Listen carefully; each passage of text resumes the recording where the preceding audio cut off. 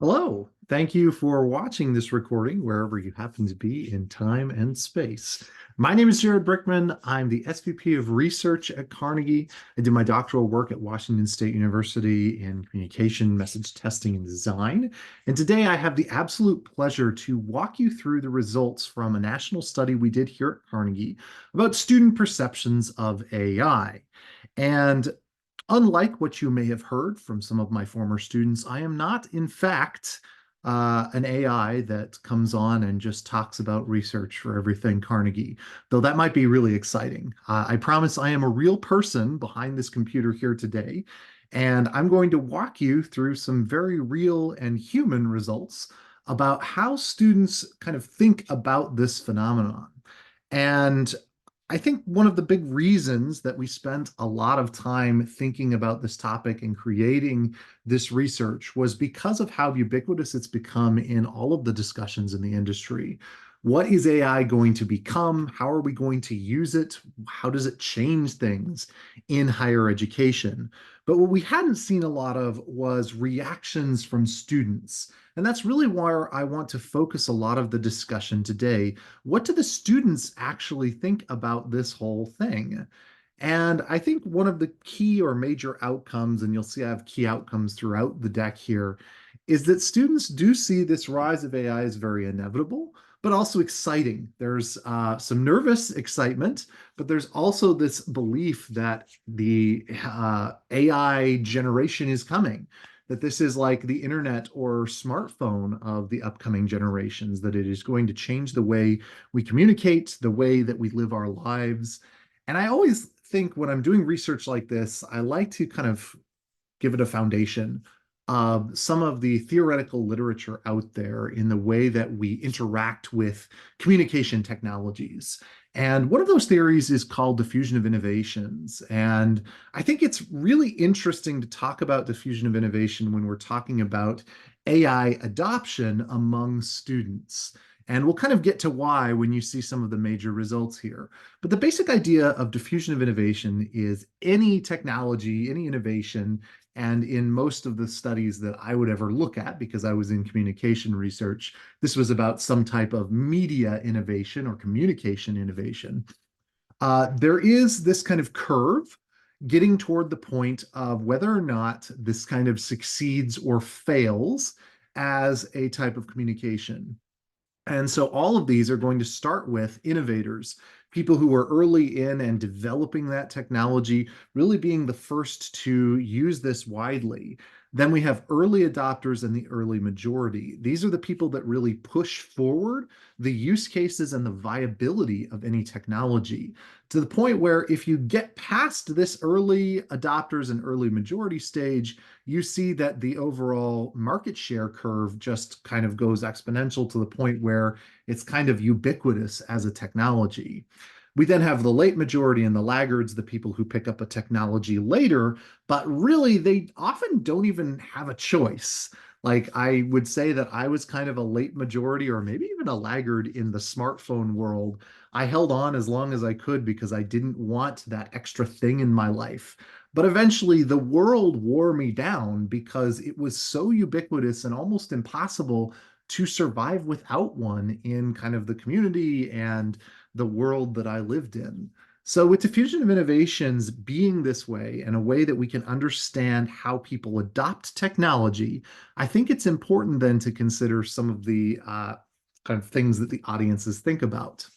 I will mention throughout this presentation, I of course used AI to create some images just to throw in some fun and amusing images throughout the presentation. I think if you're doing a presentation on AI these days, you have to do this. This is like a requirement of all of these presentations I've seen about AI. Here was my prompt, a senior vice president of research staring at Excel spreadsheets in a futuristic surrealism style.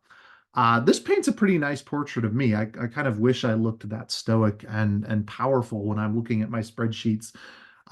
Anytime you do kind of AI image generation, you'll know that they often give you several different options. So I think actually this option was, the better version, the best one I could have put there. But here's kind of the big first takeaway that I want to focus some time on. 30% of the prospective students in our study use AI occasionally or more. Now, we asked this very same question earlier in the year. Our study was at the end of 2023, and earlier in the year, we talked to students from the class of 23 in May.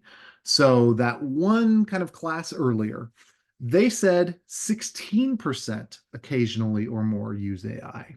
So in the course of one class cycle and maybe 5 or 6 months, we've gone from 16% to 30%. And if we think back to that diffusion curve, if I go back 2 spaces and we look at 30%, guess where we are now? We are in what I think is the inflection point of the technology for this audience. We are at the point where we have innovators and early adopters, and we are creeping into that early majority of students using this technology. So we really are at that inflection point to see, will this succeed or fail among the prospective student audience? And of course, some of that will be influenced by whether or not it succeeds or fails among adult audiences as well, and what we use it as a society for. I just thought it was really interesting that right now, this moment in time, students are on the edge of really turning this into an ubiquitous technology. So throughout this presentation, I'm going to be walking through the results of this study that we did at the end of 2023. And so really importantly, here's a little bit of background on that work. We had more than 4,500 respondents in that survey. These respondents are future college prospects. So primarily anyone in the class of 2024 and beyond. We did not restrict it to just high school audiences though, so we did have some older audiences in our sample. I would say primarily though, we are focused in and around those high school audiences, class of 2024, 25, and so forth. We also then have a major research report that you can find on the Carnegie website, probably related to this video somewhere on our website as well, that includes all of our data breakouts across regions and demographics, all of the data and information that I couldn't share in a short video today in long form in our reporting. I'll also mention that in addition to doing the survey work, we also completed 434 qualitative interviews with students that had 8 open-ended interview questions. This gave them the opportunity to speak more in depth to a lot of the different questions that we might have. And you can see some of the research questions that we pose on the right. I'm not going to go through all of those because today we are going to talk about the results of these things. Really, we are going to focus in on these findings, starting with the way that students are using AI. So we already saw earlier that we have about 30% who say that they are using regularly or using occasionally. So you can see that regularly makes up 7% and occasionally is 23%. You can also see that another 40% have played with or tried AI at some point, and 30% have not used it at all. These are kind of interesting data outcomes, though, because when you look at the next question about familiarity with AI tools, you're going to find a few things that might be interesting.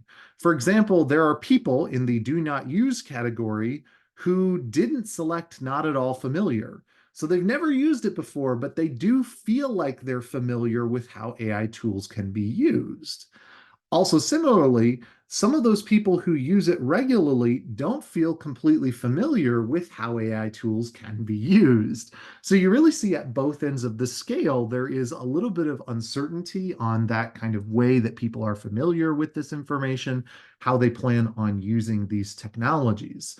But in the student world, I think the thing we were really curious about was, are you going to use this in like your life for selecting a college, for applying to colleges, for doing college work? And so we really got into that with some of the qualitative. This is a student quote here, and you can see I sometimes kind of highlight some of the student quotes for the things I really like. But this is just one great example where they say, letting it search the schools that have my major and allowing it to find scholarships. It's helped me find scholarships for African American students, first generation students, things that just correlate to me. That'll be pretty key. And AI can do it far faster than I can do the Google search. This is kind of the big takeaway or outcome when we talked to so many students about how they might use this in the world of selecting a college. There's just a lot that these AI tools can do to help them filter through the amount of information that before was maybe only accessible through Google searches or aggregate sites. And so, really, we can see that AI is going to save students time on repetitive tasks and gather information they might have otherwise missed. I think there's a lot of anxiety that students have that they are going to miss out on the key and most important information about colleges out there. And that's a big reason why they look at different informational sources, but it also might be a reason why they enlist the help of AI as a supportive tool. Importantly, it really was seen more as a supportive tool now as far as comparison to the main or core tool that students are using. But I just think it's really interesting that that is kind of the first way that students are using this here. Some of the other use themes, maybe a little less prevalent, but still I think very important, is that a lot of students in our study still lack trust in AI. So just as much as they are worried that they might miss something, there are also students who say they're worried AI might miss something, and that the technology just isn't quite yet at that space where they feel fully comfortable with just kind of leaving it for AI to do for them. One of the other things that I think is really key when I talked about those pieces that fit that particular student is the idea of hyper personalization. This is a huge reason why people are going to turn to things like AI, especially in kind of Gen Z and Gen Alpha, as we start to see this increased need for personalization and hyper personalization to the point where everyone wants their own messages, everyone wants things to fit them specifically. And for our human brains, that can be very difficult. And for all of our traditional tools, that can be very difficult.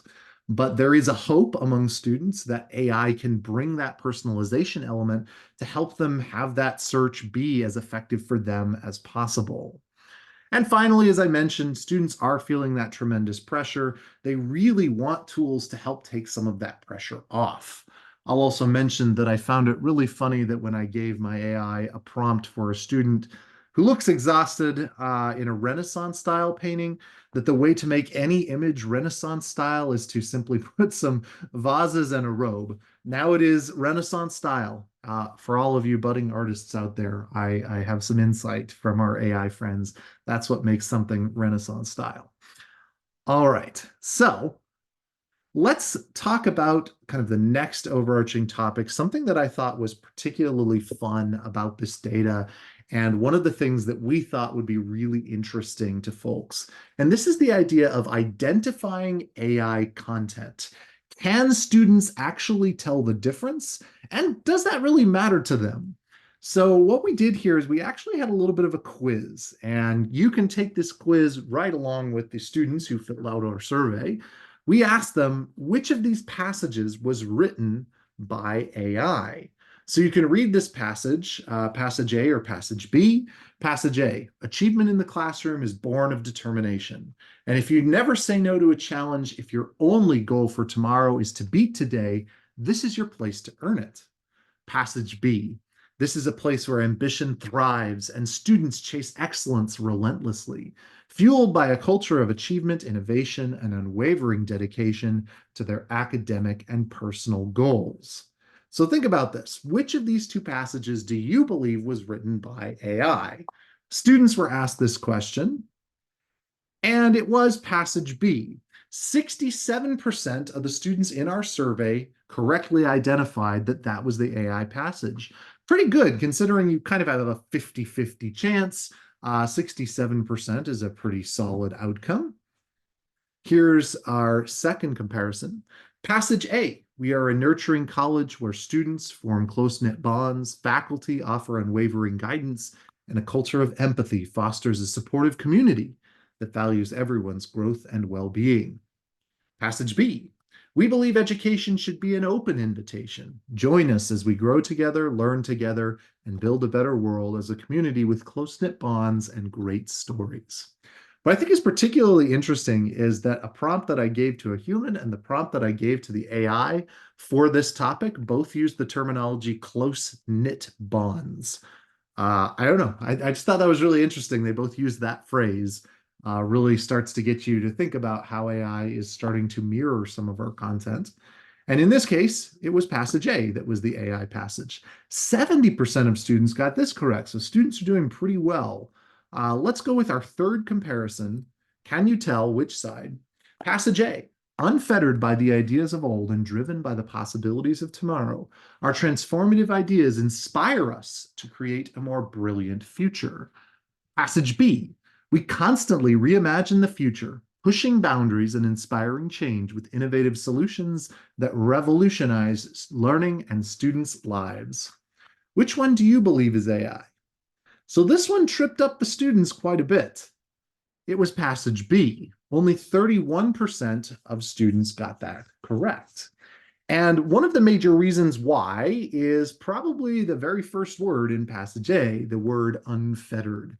I think it really tripped up a lot of people and made them think that that was one of those weird words that AI uses. And so we asked students, though, how did you figure this out? Where is it that kind of gave you this idea? And I kind of loved this quote where this person said, I wasn't confident, and I think that's the point. You can only look for a one weird word or some strange sentence structure to try to make that identification. And so, really, you can see this key outcome. They looked at wording, flat and repetitive language, lack of understanding of emotion or true purpose, use of fancy or unfamiliar words. So, we really do have a strategy to find that AI content, but sometimes that strategy kind of went awry, like in that third passage comparison, where that kind of fancy or unfamiliar word tripped them up and made them feel as though that might be an AI passage. But what are some of the other themes to this content? I think what was not surprising, but always a good thing to see when you're kind of confirming how your research went, is that those people who use AI more often did have higher on average identification scores. That's a great thing to see in your research because it kind of validates that, oh, yeah, people are going to do better if they spend more time on that platform. They also think students feel that that kind of training on human intelligence is the reason the task is difficult.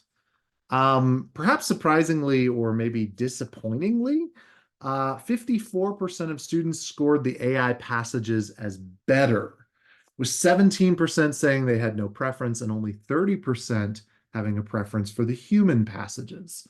Now, of course, this is the passage that they believed to be was AI or believed to be human. So it wasn't a direct, oh, I like this one more or that one more. It was, did you think the AI passages or the human passages were better? But this kind of discussion really leads into the question of if students maybe like AI passages better, or at the very least don't really care that much or can't even tell, how much does it really impact that decision making of how much we can use AI content when we are speaking to students? So that really became the area that we wanted to look into next. With the outlook on AI and the future, how are people really responding to this content? So let's take a look. First, I wanted to run through what students believe are acceptable use of AI and not acceptable use of AI. I will be very quick to point out that this is not a roadmap that I'm saying this is our recommendation. I'm saying that these are the research outcomes of what students say they believe are acceptable. Whether or not your institution decides to use AI for absolutely anything has to come from a lot of different sources and strategies. This is just how your audience would feel about it. So, first and foremost, they feel it is acceptable to use AI to improve communications and create communications so long as they're reviewed by humans. That assistance of creating the amount of content that needs to be created is something that students don't really mind. Using AI to individualize content where possible, just like we talked about that hyper personalization slide on their search area, is also something that students really see as a favorable use of the technology. If you can give them a better experience by individualizing their content more, that's just a positive for them, and they don't mind that it was AI that did that. AI chatbots are okay as long as you identify them clearly as being an AI chatbot and that you have some alternative option to get directly to a human. Of course, they also talked about better make sure your chatbot is very effective and answering questions correctly. But the real focus was they always want that alternative to speak to a human as possible. Using AI to plan, strategize, or learn about students. The idea was basically if you're going to help your job internally, and that's that last bullet point, the students don't mind if you're using that technology to make your lives easier, so long as you follow a few of these kind of not acceptable areas and make sure that you're not using it in ways that really worry students. One way that worries students is if AI is being used in relation to admissions decisions. So it's okay to use AI to talk about information in that realm, but it definitely shouldn't be making that decision in any way. That includes things like filtering out applications that an AI deems as not high enough or quality enough for the institution, or the AI determining this person gets in over that person.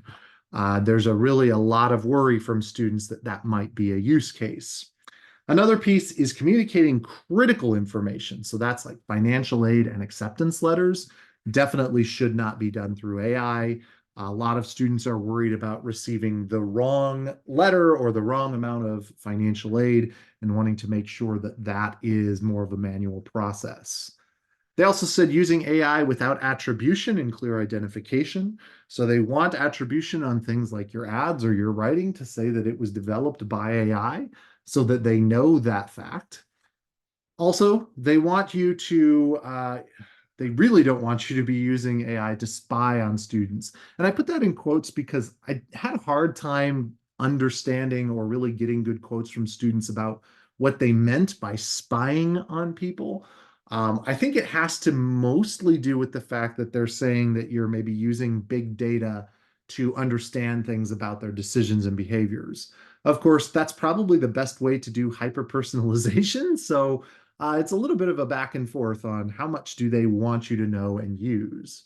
And finally, AI replacing humans in the workplace broadly is definitely not something this audience feels is acceptable.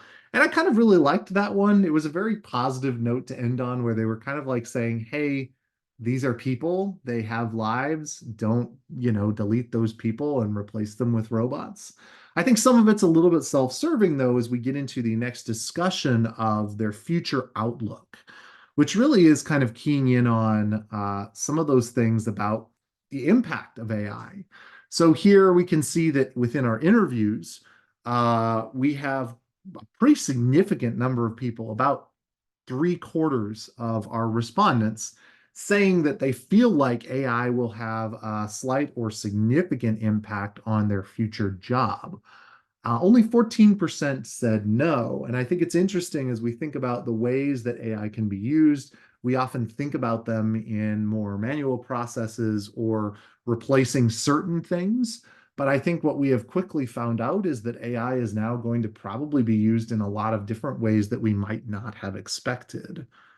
As far as interest in learning more about AI tools, which you can see is about 1/4 were highly or top interests. Another 34% were moderately. And so what we saw throughout this survey was that there are a lot of students who want to add this to their tool belt in a certain sense. But there are still some who just have no interest. You can see that not at all percentage. There are going to always be those laggards, as we might recall from our diffusion of innovation. Remember, this is about the percentage of people who are always going to be laggards about any kind of technology. I love this quote by a student. When you look at potential careers, you'll have to look at how likely it is that you will have a career in the future, seeing as AI is taking over a lot of manual jobs.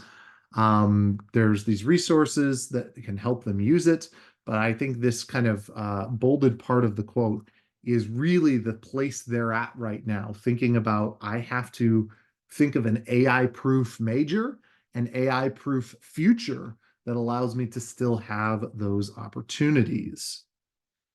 So here we can see it will have a significant impact on college and career decisions that students will make. Changes a lot of these kind of decisions and outcomes that they're thinking about for their future. A few of these other themes for impact. There are some students who believe AI is a cool fad that might just go away or maybe transform into something else. And I think the latter is probably more likely. Like, I don't think AI is going away, but I could definitely see a world where it is no longer the kind of buzzword and it is more behind the scenes in larger technological advancements that get us to the places of having, say, a robot professor that you see at the front of the room in this oil painting here. For many students, the major concern is that information literacy in the AI age is going to be more and more difficult, especially with things like deep fakes and other misinformation that's going out into the world that is becoming created by AI, and the difficulty of parsing through that information. Job security, of course, number one concern here. But I think the last bullet point is really interesting and something that we can take back to our institutions and think about how do we work with this, is that there are a lot of students who want colleges to help them learn AI and support them with classes. And it really reminded me back to my time in undergraduate at WSU. They had us complete like these library courses, and part of that, I think it was in one of our English gen eds where we had to do this. But you had to complete these library courses, and it included learning how to use Boolean logic in Google, which is amazing, by the way. If you are not a common Googler, go look up how you can make your Googling more powerful. But we also learned some things that I think were probably less relevant. For example, I learned how to use microfiche, out down in the old records cabinets. So just a few years later, my wife, who also went to WSU, went through the same program as I did.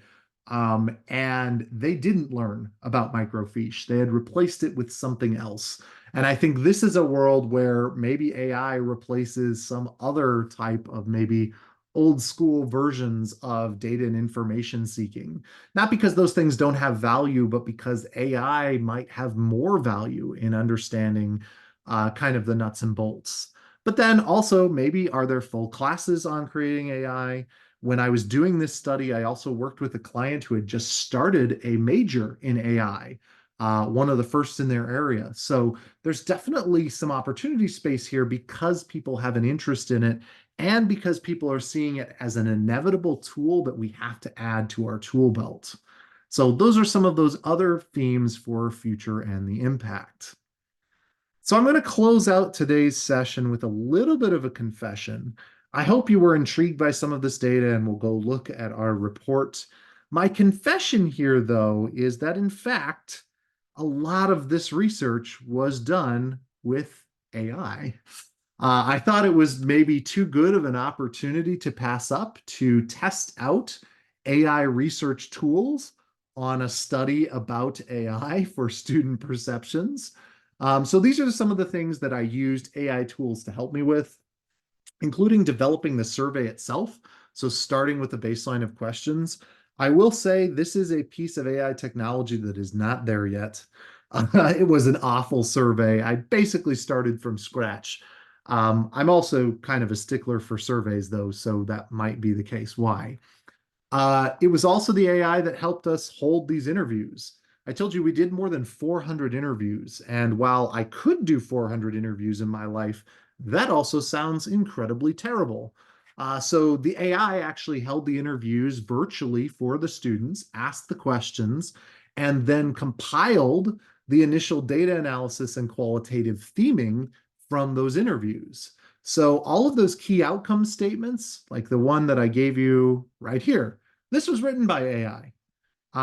It's really good. AI is fantastic at these broad kind of summary pages, like the big picture summaries. I really like using it for that. For the more niche themes and topics, I had to dive into the data and do a little bit more work there. So I think there's still some places to go as far as the way that AI can be used in some of this research. The last bullet point here, this is in the report itself, and I didn't talk about it much in this particular session, but we did look at those message scorings. And there's actually a page in our report called How to Write Like a Human. And that whole page is written by an AI, which I think is just maybe mildly amusing for people like me. I just think it was a really fun way to use the tool and show people how it can be used. I think if there's a major takeaway from today is that by calling this a confession, maybe I'm overplaying it. It's more just a reality that there are some great tools out there, and I would recommend you at least try some out. See what is good and what isn't good. Always follow your expertise, though. You are going to be better than an AI for a long time. There may be a time in the future where we're not, but I still believe that you are going to make better decisions than an AI. And you are going to have that opportunity, though, to use it as one additional resource in your tool belt. So good luck. I hope that this has been interesting. And if it has been, please go look up the full report, or you can always get in touch with me at jbrickman@carnegiehighered.com. It's right here. Yep, on that. You can also use this QR code, should take you to the report. But I don't know how that will work in a recording. All right. Thank you so much for your time, and good luck with everything you do as you continue to understand how AI will influence the future of higher education. Thank you.